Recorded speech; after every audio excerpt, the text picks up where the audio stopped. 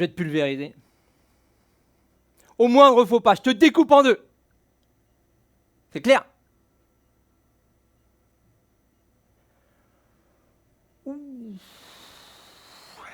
C'est le moment le plus critique de ma carrière. Après un événement tragique, là où j'avais vraiment besoin de soutien, que je rencontre ce merveilleux manager. Une sorte de Terminator, chauve, plus petit et qui bégaye. Bon, on est entre nous là. Hein.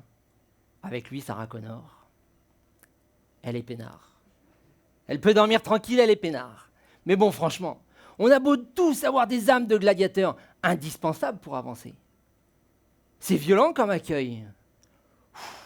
On fait tous face quotidiennement à des dizaines d'agressions qui nous rendent de plus en plus fragiles. Alors ça commence de bon matin, hein. Tous les médias s'en donnent à cœur joie. Oui, combien de morts? Tuerie de masse. Ça pique. Catastrophe écologique, très bien, merci beaucoup. Oui. Manifestation, ça casse de partout, très bien. Ah, faut travailler plus. Plus longtemps. Ah, c'est plaisant tout ça, ça fait du bien. Vous prenez ensuite les transports en commun, vous faites bousculer par des gens qui tirent une gueule de 6 pieds de long, faut pas s'étonner. Hein. Ils ont vu les mêmes nouvelles que vous. Hein. Ou alors, t'es peinard dans ta voiture, dans les bouchons, tu peux pas avancer. Mais on te klaxonne au cul, on te met la pression pour avancer. Je peux pas avancer. Et t'arrives au boulot. On te met encore la pression. Mais on est constamment sous pression. Avec cette obligation de résultat. Comment manager dans l'incertitude? Comment décider dans ce monde en perpétuel changement? Toujours faire plus, avec moins, hein? Et il faudrait, en plus, garder le sourire.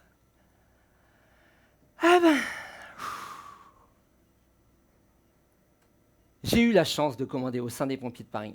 Cette unité d'élite qui a sauvé 30 000 vies l'année dernière. Les pompiers de Paris, c'est une intervention toutes les 60 secondes. En 2011, ça fait 11 ans que je vis à ce rythme très intense. Rythme très intense. On se comprend. Alors, pour contrecarrer ce métier avec des décisions extrêmes, j'ai des pratiques extrêmes, je vis une vie extrême. Plus de 15 heures de sport par semaine, sans compter les interventions éprouvantes physiquement et psychologiquement. Du parachutisme, je voyage énormément, fiesta à gogo, sexe, drogue, alcool et house music. Vous là-bas, là? Ouais. À quel moment vous allez faire ce que je vous ai demandé? Non mais il n'y en a pas un pour rattraper l'autre. Hein. Vous êtes tous une bande de bons à rien, ça me saoule. Hein.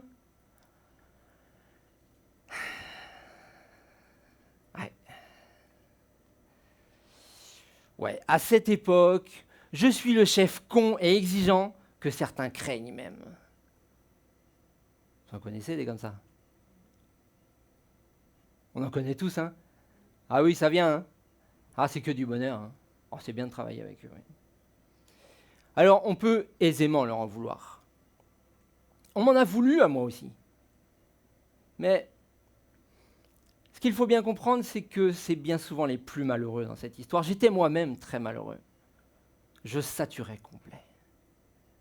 Dans cette catégorie socio-professionnelle, dans la vôtre, le burn-out est en constante et inquiétante augmentation. Près d'un manager sur 5 est en risque d'épuisement professionnel.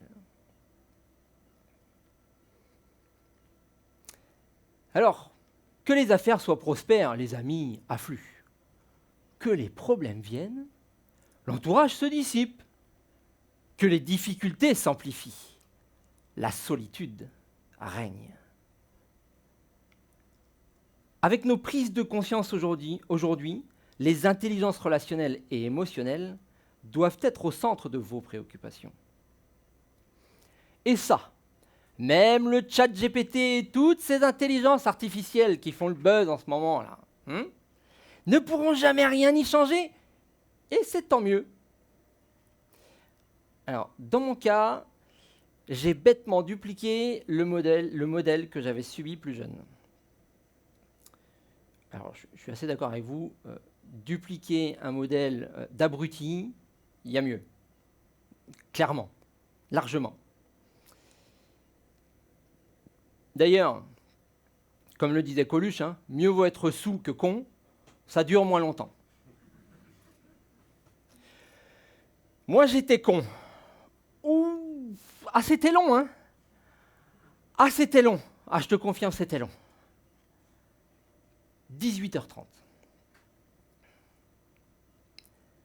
Je suis de garde dans l'une des casernes les plus sollicitées de la capitale, à 2 pas d'ici. Nous sommes en plein été, il fait chaud, la sonnerie retentit inlassablement. Alors oui, à cette époque, je suis fatigué, physiquement et psychologiquement, mais surtout émotionnellement.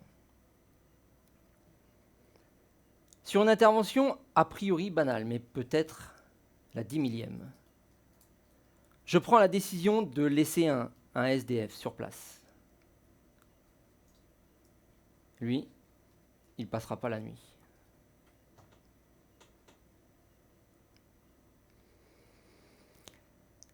C'est la descente aux enfers.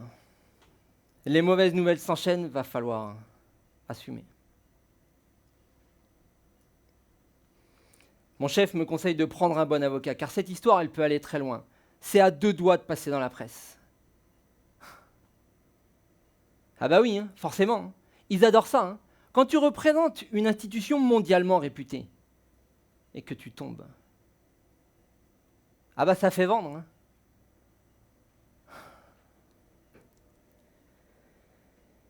Je suis anéanti.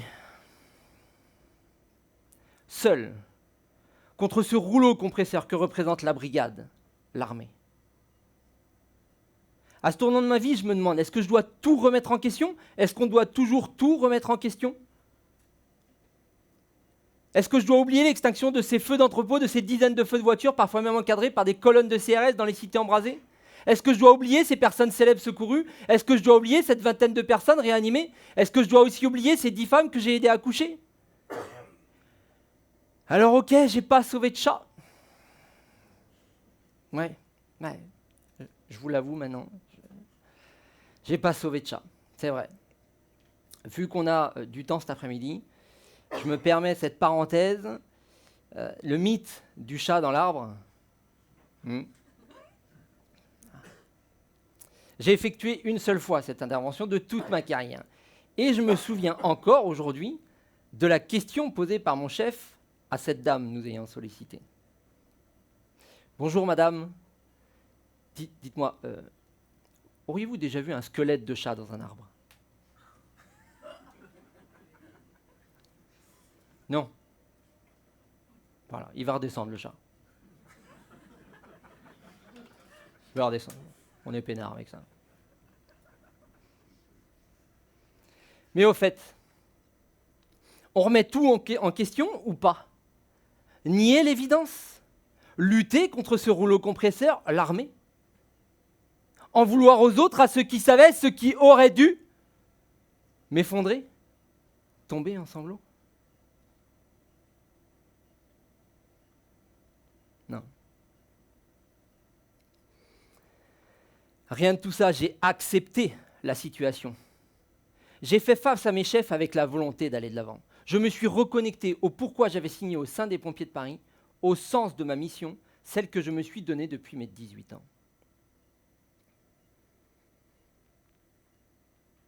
Quand une situation difficile se présente à vous, vous devez accueillir vos émotions et mieux encore les identifier. Nous sommes des êtres d'émotion. C'est d'ailleurs grâce à elles que nous vivons. Émotion vient du latin emovere. C'est l'instant culture. Emovere qui veut dire la mise en mouvement. Avoir des émotions, c'est donc être en mouvement. Rester figé sur place, sans réaction. C'est nier, c'est subir, c'est mourir. Tout ce qui s'est passé, c'est terminé, vous ne pourrez plus jamais rien y changer. C'est comme ça. La stratégie la plus directe et la plus efficace pour aller de l'avant, c'est d'accepter. Je ne dis pas que toutes ces émotions de déni, de colère, de tristesse, voire même de peur, sont inutiles, bien au contraire. Vous devrez leur accorder du temps et de l'importance. mais plus tard. Face à cette mauvaise décision et toutes ses conséquences, j'ai accepté. J'ai avancé. J'assume ce qui s'est passé, je prends mon destin en main. J'exprime le besoin d'être muté, car il est inconcevable pour moi de continuer à commander sans cette notion d'exemplarité. C'est vrai, après tout. C'est toute ma carrière et ma réputation qui sont naturellement remises en cause.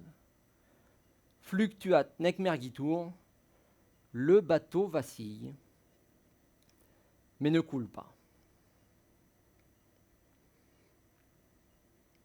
Il est donc grand temps pour moi de rebondir dans un nouvel environnement, repartir sur des bases saines et honorer la confiance de mes chefs. C'est vrai, après tout, ils me laissent aux commandes de ces camions rouges avec mes hommes et les victimes à secourir. C'est avec beaucoup de détermination que je me présente dans ma nouvelle caserne. Quel privilège d'honorer le sens de ma mission, la devise des pompiers de Paris. Sauver ou périr.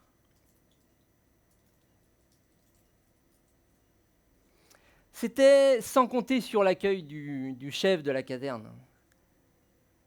Vous savez, le Terminator chauve, ça vous parle? Bipolaire, instructeur de Krav Maga, un art martial israélien très violent. Oh, c'est lui qui m'accueille avec ses mots doux, je vais te pulvériser. Oh, merci. Moi qui avais besoin de soutien, on est bien là. C'est comme ça, vous, que vous recevez quelqu'un que vous savez au fond du trou. Vous, cadre, dirigeant, manager, vous qui avez des hommes et des femmes sous votre responsabilité, comment auriez-vous fait? Pareil ou pas? Ou pas? Car je l'admets bien volontiers. La sanction, elle était justifiée et nécessaire. Mais à aucun moment mes chefs ne se remettent en question. Ce qui est aussi à remarquer dans cette histoire, c'est que je leur ai permis, inconsciemment, d'aller aussi loin. J'ai toujours gardé la tête haute et le buste droit face aux épreuves.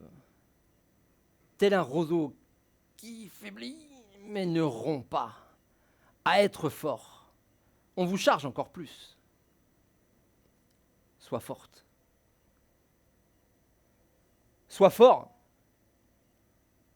Cette injonction fait beaucoup de dégâts. Alors, face à un collaborateur qui fait des conneries, plutôt que de lui tailler un costard à la machine à café, intéressez-vous sincèrement à lui. Pourquoi il fait des conneries? Qu'est-ce qui est mis en place pour vous assurer qu'ils comprennent leur mission, leurs tâches, leurs objectifs? Et s'ils font des conneries, quand ils vont faire des conneries, analysez-les ensemble, communiquez sur ce qui s'est passé, ne soyez pas que factuels. Intégrez cet élément primordial qui est le facteur humain. Il est grand temps de prendre le temps de communiquer. Il est aussi grand temps de vous remettre au centre de l'arène, au centre de votre organisation, de votre entreprise, de votre vie en général. Alors, à cet instant de la conférence, j'ai la clé ultime pour réussir ce tour de force, de vous remettre au centre de votre vie. Mais j'ai besoin de vous faire confiance. Je peux? C'est sûr, hein? Attention, parce que j'ai une clé redoutable. Je vais vous en faire la démonstration là, tout de suite, mais surtout, reproduisez pas. Vous pourrez le faire, mais plus tard, chez vous, ok? Parce que ça doit être encadré par des professionnels reconnus. Bon, ça demande des années de pratique, hein, on va pas se mentir. Hein. Je vous fais confiance, hein? Allez, tiens.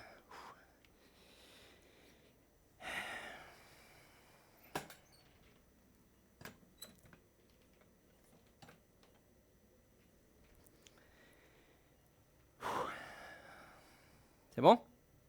On y va?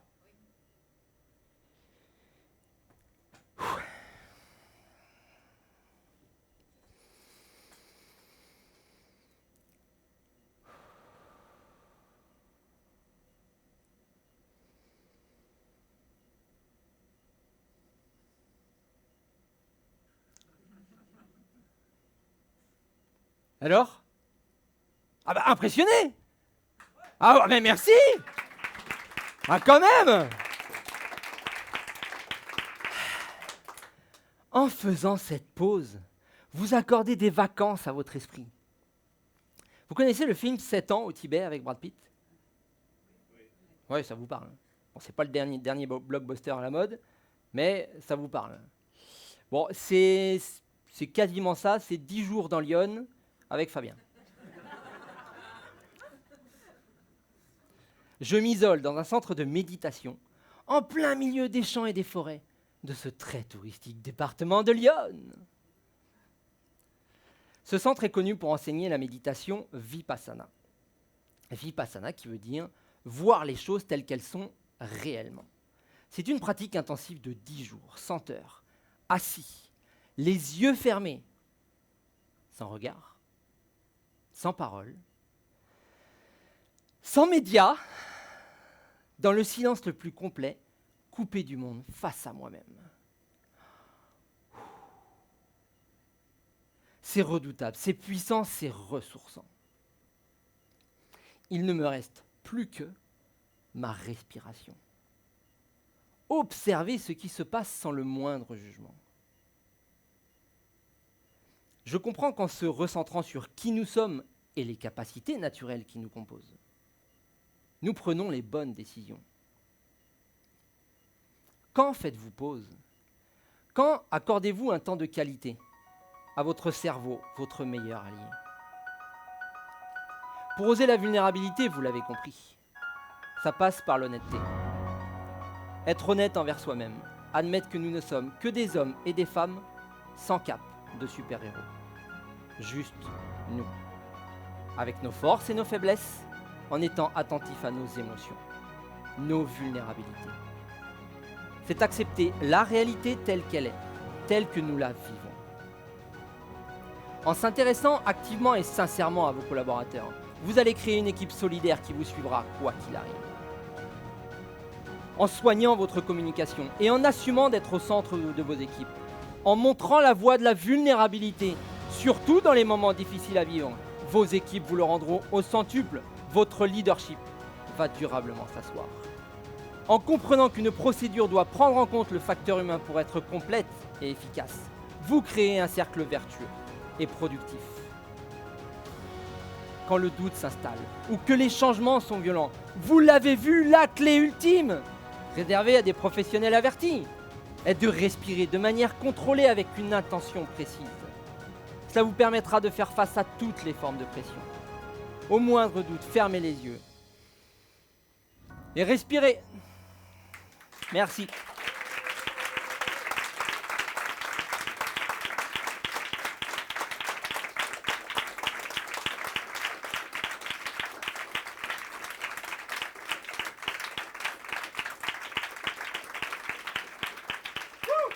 Merci.